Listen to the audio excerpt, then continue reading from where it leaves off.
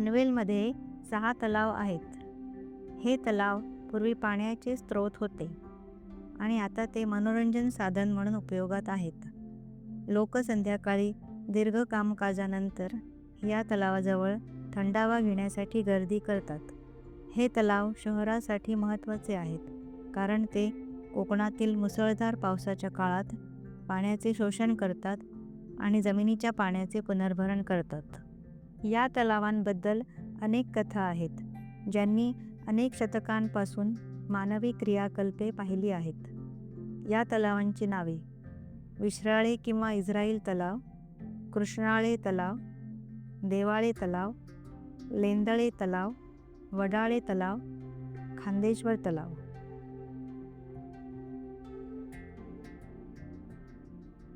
विश्राळे तलाव. विश्राळे तलाव 1862 साली शेठ करमसिंह हंसराज यांनी बांधला. त्याला इस्राईल तलाव असे म्हणतात कारण त्यांनी हा तलाव आणि त्याच्या काठाजवळील जमीन बेने इस्राईल समुदायाला त्यांच्या स्मशानभूमीसाठी दान केली. आजही तिथे स्मशानभूमी आहे, पण त्याच्या बाजूला दत्तात्रय मंदिर आहे.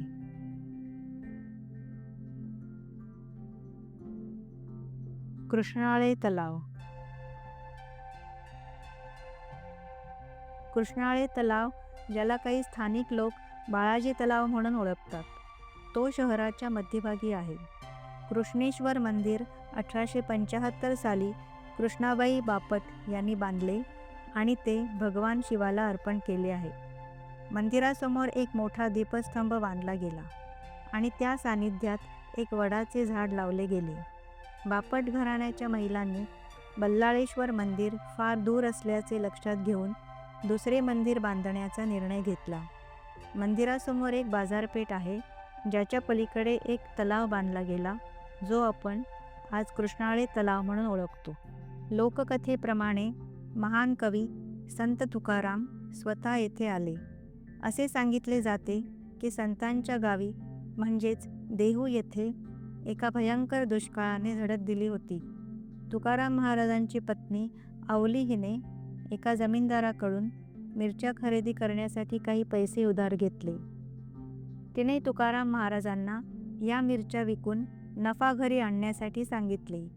त्यानंतर तुकाराम महाराज पनवेलला आले आणि तळ्याजवळील कृष्णेश्वर मंदिराजवळील त्याच वडाच्या झाडाखाली आश्रय घेतला. ते पांडुरंगाच्या स्तुतीमध्ये मग्न झाले, भजने आणि ओव्या गाऊन, जे अभंग म्हणून ओळखले जातात. जेव्हा लोक मिरच्या विकत घेण्यासाठी एकत्र आले, तेव्हा त्यांनी जितक्या मिरच्या हव्या तितक्या घेण्यास सांगितले आणि त्यांना योग्य वाटेल ते पैसे द्यावेत असे सांगितले. एका फसवणूक करणाऱ्याने या संधीचा लाभ घेतला आणि सर्व मिरच्या घेऊन काहीही पैसे न देता पळून गेला. असे म्हणतात की तुकारामाला वाचवण्यासाठी स्वतः पांडुरंग खाली आला. तो खरेदीदारांकडे गेला आणि त्यांनी घेतलेल्या मिरच्यांचे पैसे देण्याची मागणी केली. ते फक्त तेव्हाच पैसे देण्यास तयार होते जेव्हा तो घेतलेल्या मिरच्यांचे वजन योग्य सांगू शकला. अर्थातच विशाल बुद्धिमत्ता आणि न्यायता असलेल्या देवाने अचूक वजन सांगितले. फसवणूक करणाऱ्याशिवाय प्रत्येकाने पैसे दिले. फसवणूक करणारा फक्त तेव्हाच पैसे देण्यास तयार झाला जेव्हा पांडुरंगाने त्याच्या घरात स्वतःला फाशी लावण्याची धमकी दिली. शेवटी पांडुरंग आणि भगवान शंकर यांनी तुकाराम यांच्यासोबत एक तृप्त भोजन केले आणि तुकाराम भरपूर पैसे घेऊन घरी परतला आणि दुष्काळातून बचावला. देवाळे तलाव. देवाळे तलावाची कथा अतिशय रंजक आहे. ती मैत्री आणि संगत यांची कथा आहे. बाळाजी पंत बापट पेशव्यांचे एक प्रभावी अधिकारी होते. त्यांनी हा तलाव बांधला होता. त्या काळात एक सुफी संत ख्वाजा करमाली शाह होते. पीर आणि पंत मित्र बनले. एके दिवशी पीरने बापट यांच्या उपरण्यात ताजी बनवलेली खिचडी दिली. पंत एक कठोर हिंदू एका मुस्लिम पीरकडून अन्न स्वीकारण्यास संघर्ष करत होते. त्यामुळे त्यांनी आपल्या अंगावर खिचडी ठेवलेल्या उपरण्यातून खिचडी काढून तलावात धुवून घेतली आणि ते घरी गेले. जेव्हा त्यांच्या पत्नीने उपरणे धुतले तेव्हा त्यांना उपरण्यात 4 मोती अडकलेले आढळले आणि त्यांनी ते मोती आपल्या पतीला दाखवले. बापटांना त्यांची चूक कळली आणि त्यांनी तत्काळ पीरकडे जाऊन त्यांनी दिलेल्या अन्नाची निंदा केल्याबद्दल माफी मागितली. तेव्हापासून ते दोघेजण घनिष्ठ मित्र बनले. पीर बापटवाड्याच्या वार्षिक गोपाळ अष्टमीच्या उत्सवाचे नियमित पाहुणे बनले, जिथे पीर कृष्णभक्तीचे गीत गात असत. आजही अनेक पिढ्या निघून गेल्या तरी दरवर्षी दर्ग्यावर होणाऱ्या उरूसच्या निमित्ताने पहिली चादर अर्पण करण्याचा सन्मान बापट कुटुंबांसाठी राखीव आहे. हे धार्मिक अडथळ्यांनी प्रभावित न झालेल्या मैत्रीचे एक उदाहरण आहे. उरूस दरवर्षी फेब्रुवारी-मार्चच्या सुमारास 3 दिवस साजरा केला जातो. लेंदळे तलाव. लेंदळे तलाव जामा मशिदीच्या शेजारी आहे. मशीद पनवेलमधील एक जुनी रचना आहे, जे तलावाच्या पलीकडे आहे. सध्या तलाव मनोरंजनासाठी वापरला जातो. तिथे लोक व्यायाम करतात आणि विश्रांती घेतात. मुलं शाळेनंतर त्यांच्या मित्रांसोबत खेळायला येतात. मशीद आणि दर्गा शहरात मोठ्या प्रमाणात स्थायिक झालेल्या कोकणी मुसलमान आणि दख्खनी मुसलमान समुदायांचे प्रतीक आहेत. वडाळे तलाव. वडाळे तलाव पनवेलमधील सर्वात मोठा आणि जुना तलाव आहे. 1739 साली चिमाजी अप्पा म्हणजेच बाजीराव पेशव्यांचे लहान बंधू यांनी वसईच्या यशस्वी मोहिमेनंतर परतत असताना त्यांच्या सैन्याकडून बाळाजी पंत कृष्णाजी बापट यांनी हा तलाव खोदून घेतला.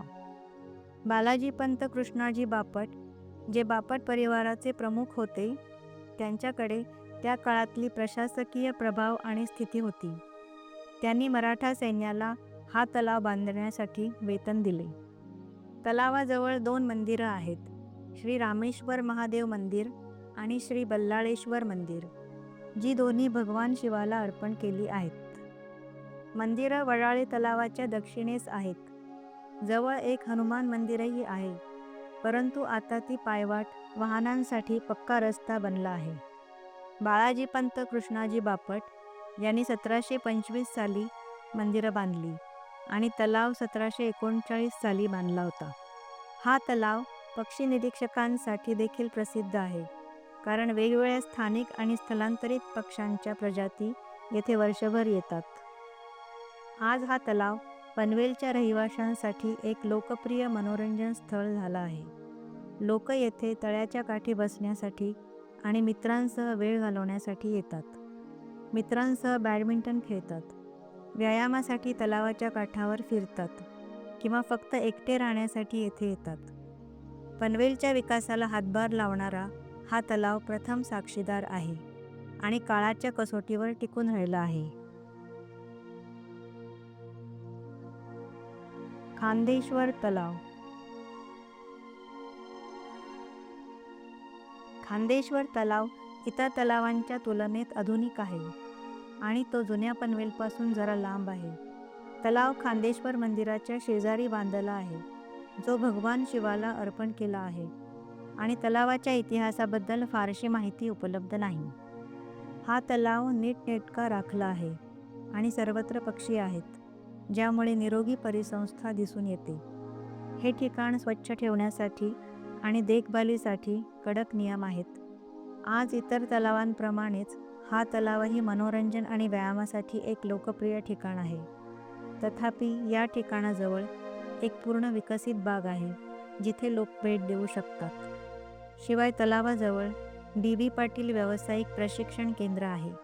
हा तलाव इतर अनेक उद्दिष्टांसाठी देखील उपयोगी ठरतो, कारण अनेक कुटुंबे येथे धार्मिक विधी आणि समारंभ साजरे करण्यासाठी येतात. हे 6ही तलाव पनवेल शहराच्या ओळखीचा एक भाग आहेत. ते आता उपजीविकेचा स्रोत नसले तरी ते पावसाळ्यात अतिरिक्त पाणी शोषून घेण्यासाठी उपयुक्त ठरतात. तसेच ते पनवेलमधील भूजल प्रणाली पुनर्भरण करतात आपल्या या व्यस्त जीवनशैलीत निसर्गाच्या संपर्कात येण्याचे साधन आणि मनोरंजनाचे साधन ठरतात. दुर्दैवाने जी लोक त्यावर अवलंबून आहेत तीच लोक या तलावांचे प्रदूषण करतात. प्रदूषण वाढण्याची मुख्य कारणे म्हणजे काठावर कपडे धुणे आणि जाणाऱ्या वाहनांनी व लोकांनी कचरा टाकणे. आपल्या शहराच्या रहिवाशांच्या नात्याने कचरा न टाकणे हे आपले कर्तव्य आहे. सरकारला हे स्वच्छ ठेवण्यासाठी आपण कर भरत असलो तरी देखील ते राखणे आपली जबाबदारी आहे. पनवेलच्या तलावांचे आपल्या परंपरेत आणि इतिहासात कायमस्वरूपी स्थान राहील. त्यांचे जतन करणे आपल्या दीर्घकालीन फायद्यासाठी उपयुक्त ठरेल.